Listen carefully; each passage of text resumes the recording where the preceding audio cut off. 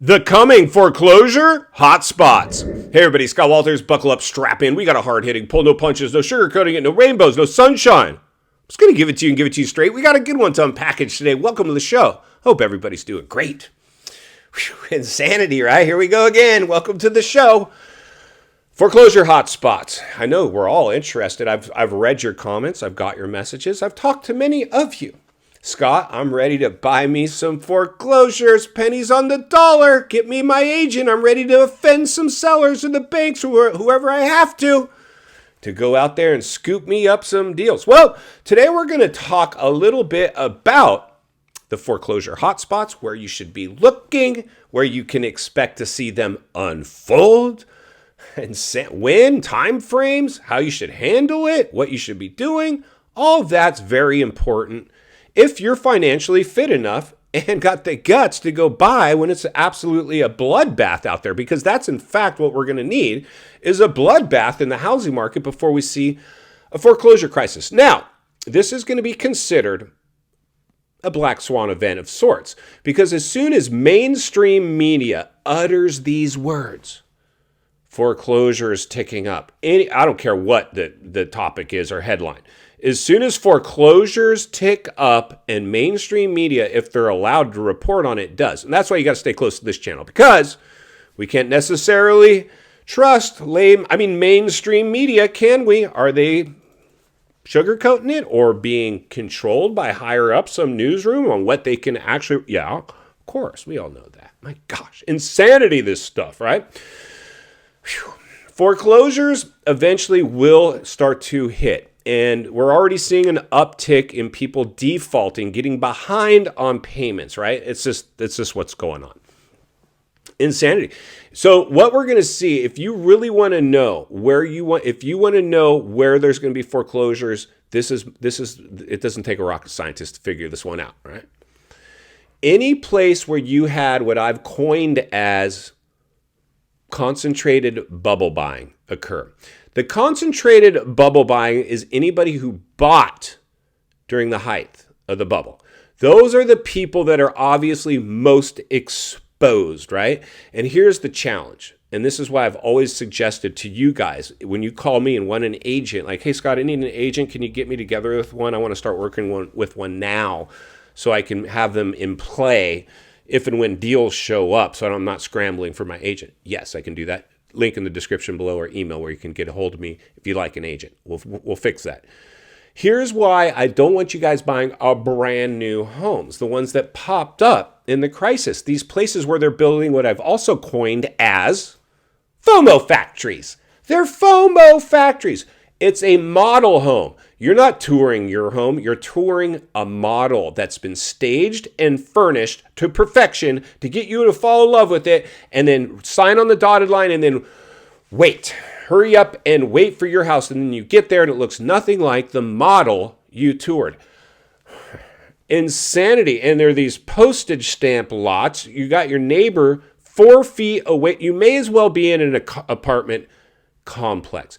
I don't like them, obviously, for many reasons. For one, because they prey on people's emotions, getting them to buy out of FOMO. Number two, and the most important while you're watching here today, this is where the foreclosure concentration camps will be. Why, you ask? Well, of course I'm going to tell you. Because all your neighbors bought in the height of the real estate bubble. They're the most exposed. And when the foreclosure wave hits, those are I saw it in 2008. It was exactly the same thing. When that bubble produced all that building, the brand new homes, and everybody on the street bought at the height, they started dropping like flies. So if I'm touring homes, taking you to see homes, and you see for sale signs, or bank owned rather, and foreclosed signs all over the street, you don't want to move there. You might want to buy it for investment property, which we'll talk about here in a second, but you certainly don't want to move in because you can feel the energy is not good. People are stressed out as they're losing their homes. And that's why, for me and you, hopefully,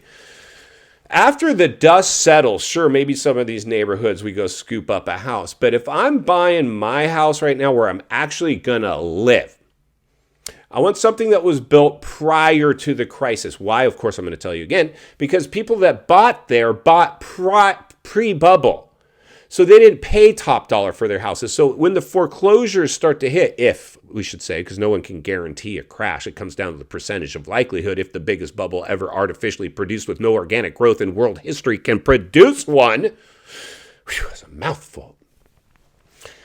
You get to put the percentage of likelihood on that. So for me, I would rather buy somewhere where everybody didn't buy at the top of a real estate bubble. Some people bought pre-bubble. They're insulated. They're going to be able to weather the storm much better. So if you want to know where the foreclosures are going to occur, it's any place that popped up during the crisis. Any of those places that popped up during the crisis where people bought at the top of the market. If and when there's a foreclosure crisis, they're going to occur there first. Now, a couple precursors before we can expect to see, Scott, let this foreclosure crisis pennies on the dollar. I'm ready to scoop them up. Give me my agent. Before we get there, I want you to understand one thing. And we're already seeing a lot of weirdness in the housing market with leadership overreach, right? A lot of people like basically just what Airbnb can't have that. You got to rent to criminals, do that. There's a lot of byproducts of the housing bubble, but eventually when it starts getting into people losing their homes, there's going to be a lot of activists out there screaming from the rooftops, we got to keep these people in their homes. And leadership, especially in an election year or otherwise, they're going to want to implement bailouts again, programs to help you stay in the home. Back in 2008, do you remember what that was called? Well, let me remind you. The Obama-backed loan modification program. You apply for it, you got a hardship, no problem. Put it on a napkin and email it to us and we'll put you into a loan modification program. It was that easy. I have a hardship, wife lost the job. Can I reduce my payment? I can. I could pay in a trial payment. You'll just put it on the back end of the loan. I don't have to leave the house though, right? I don't have to leave. You know, sir, you don't. Next thing you know, a housing crash got ushered in. It didn't save anything. It probably delayed it a little bit, but it certainly didn't save it. That was the biggest housing crash on record up until what we're facing now. Bigger bubble now. Potentially it's going to provide bigger blowback. So what you're going to have to look for, friends, you're going to see some foreclosure hotspots pop up. As soon as it gets into crisis levels, then you're going to see some bailouts targeted at it. And I can only imagine what those are going to look like this go around. I got some ideas, so stay tuned. We'll talk about potentially the good, the bad, and the ugly of what we could see with the bailouts this go around. Because the world's so wacky now. Like I almost feel like it's going to be just as wacky when it comes to bailouts. But what you're going to also have to look for, the hotspots, then it gets into national levels where the government's forced to step in, and then eventually bailouts will occur, but it won't save it, and then it's just going to crash, and all the markets are going to crash, and we're going to get the boom-bust cycle that's always occurred throughout history all over again.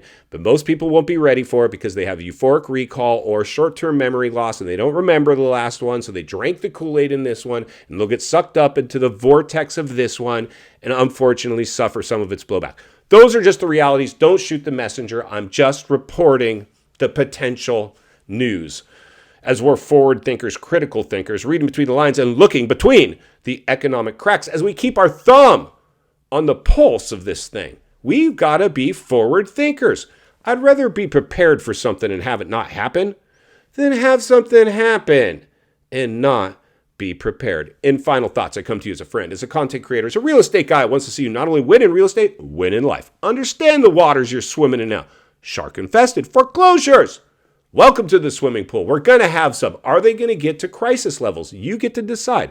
My advice, and I'd never suggest anything that I'm not doing or willing to do myself, expect the unexpected. Actually, expect the expected here, but expect the unexpected. Like I said, you're going to be less like a deer in the headlights if and when this plays out, if you halfway expected it, right? Don't go hide in the corner and be afraid to death. Just understand there's the big percentage of likelihood that we're going to see this again, only because we experienced not a garden variety bubble, a super bubble, an everything bubble that was very artificial in nature and held up way too long. And now we're grasping at straws to keep that going.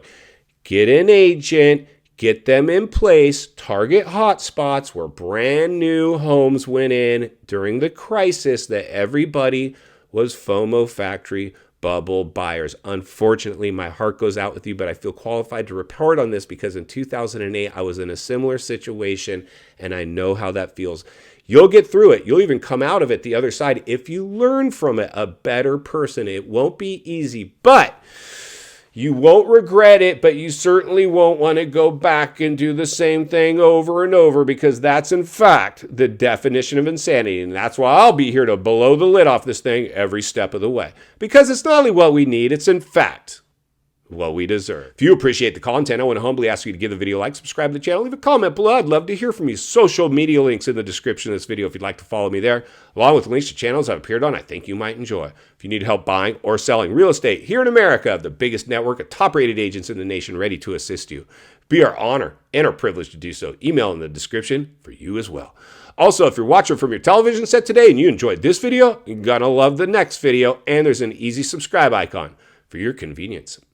As always, thank you for your time. Please go make it count today. God bless. I'll see you on the next video.